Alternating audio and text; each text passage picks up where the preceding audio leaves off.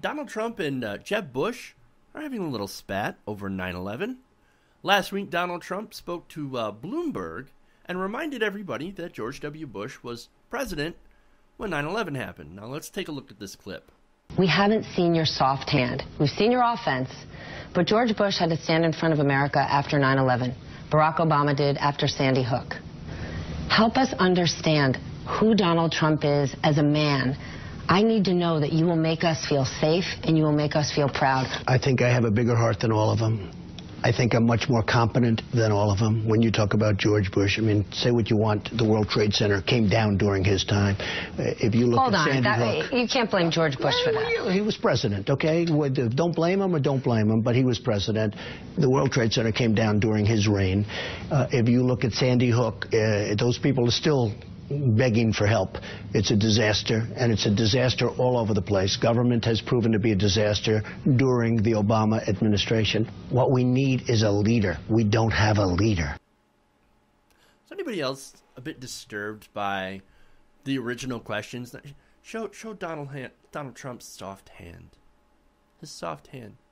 What are you going to do to make us safe? I don't know. I found that a little disturbing. But, okay, so he was president, right? Don't blame him or don't blame him. But he was president when the World Trade Center came. That's true. That's true, right?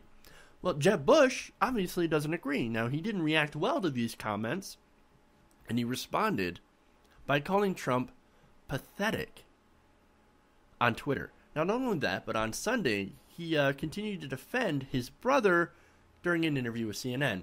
Now, this is kind of a long clip, but I want to play it all in context so you get the full discussion here, because there was a lot of moments of pushback. Let's watch. So what are you objecting to about Mr. Trump's remarks about 9/11 and your brother?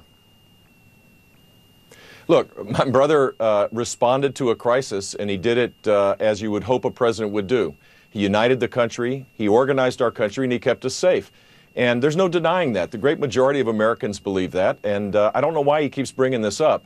It doesn't show that he's a serious person as it relates to being commander-in-chief and being the architect of a foreign policy. Across the spectrum of foreign policy, Mr. Trump talks about things that as though he's still on The Apprentice. I mean, literally talking about Syria, saying ISIS should take out Assad, then Russia should take out ISIS, as though it was some kind of board game and not a serious approach. This is just another example of the lack of seriousness, and this is a serious time. We're under grave threats again, and I think we need a president with a steady hand.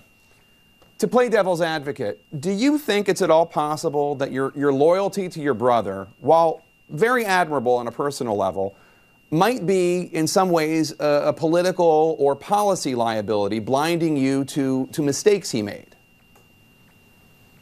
No, I mean, so next week Mr. Trump is probably going to say that FDR was around when Japan attacked Pearl Harbor. It's what you do after that matters, and that's the sign of leadership. It's not does anybody actually blame my brother for the attacks on 9/11? If they do, they're totally marginalized in our society. It's what he did afterwards that matter, and I'm proud of him, and so are a bunch of other people. You don't have to have your last name named Bush to be able to understand that. And it just calls into question Mr. Trump's credibility as a commander-in-chief and an architect of the next generation foreign policy, which we desperately need in this country right now. Obviously, Al-Qaeda was responsible for the terrorist attack of 9/11. But how do you respond to critics who ask, if your brother and his administration bear no responsibility at all, how do you then make the jump that President Obama and Secretary Clinton are responsible for what happened at Benghazi? Well, it's the question on Benghazi, which is hopefully will now finally get the truth to, is was the place secure? They had a responsibility in the Department of State to have proper security. There were calls for security. It looks like they didn't get it. And how was the response in the aftermath of the attack? Was there a chance that these 4 American lives could have been saved? That's what the investigation is about. It's not a political issue. It's not about the broad policy issue. Were we doing the job of protecting our embassies and our consulates? And during the period, those hours after the attack started, could they have been saved? Well, that's kind of proving the point of the critics I was just asking about, because you don't want to have your brother bear responsibility for 9/11, and I understand that argument, and Al-Qaeda is responsible, but why are the terrorists not the ones who are responsible for these attacks in Libya? They are.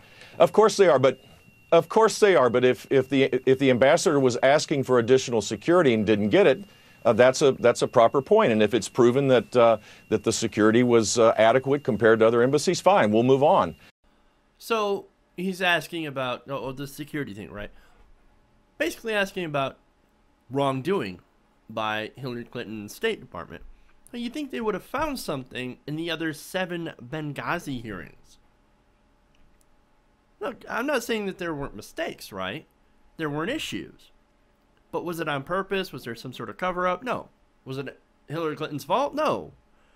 But they're trying to pin it on her because she's running for the Democratic nomination.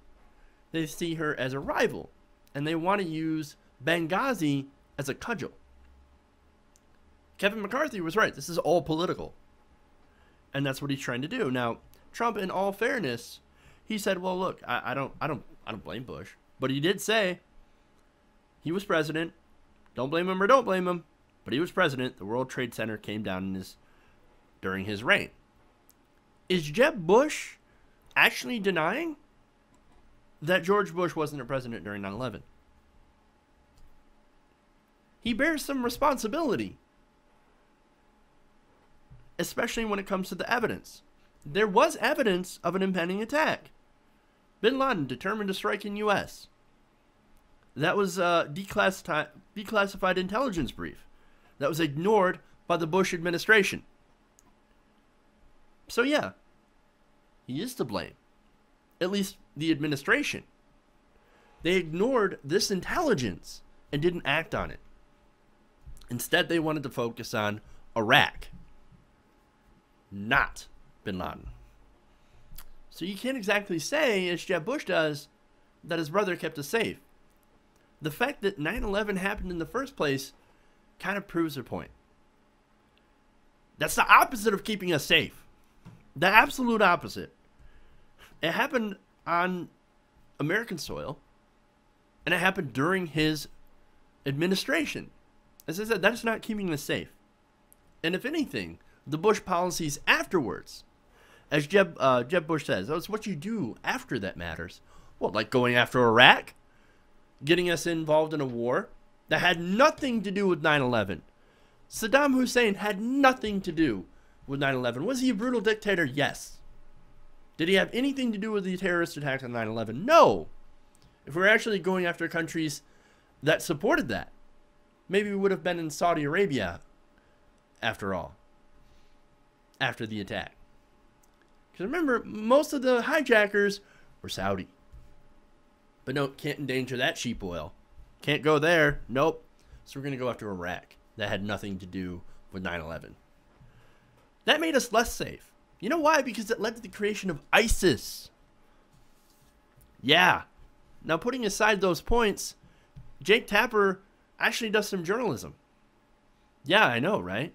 By asking the question of, well, if Hillary Clinton is responsible for Benghazi, then is it fair to blame Bush what happened for 9/11? Now, those 2 points are following the same sort of logical conclusion. It happened under their watch, so it's their fault. It's a little bit more complicated than that, as Hillary Clinton actually didn't have any evidence of an impending attack. The State Department, nobody knew what was going to happen in Benghazi.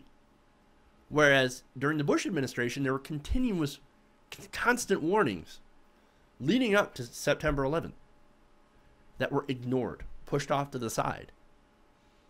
There were people, advisors with their hair literally on fire, saying, they're going to attack us. They're going to attack us. Watch out for Bin Laden. Watch out for Bin Laden. Bin Laden? What are you talking about? I'm going to look at Iraq instead. Yeah, that's the problem. Iraq's the real problem. It's a complete failure. A complete failure. Now, Jeb Bush, he can't answer any of these questions without looking like a complete idiot. I thought Jeb Bush was supposed to be the smart one in the group. Apparently not.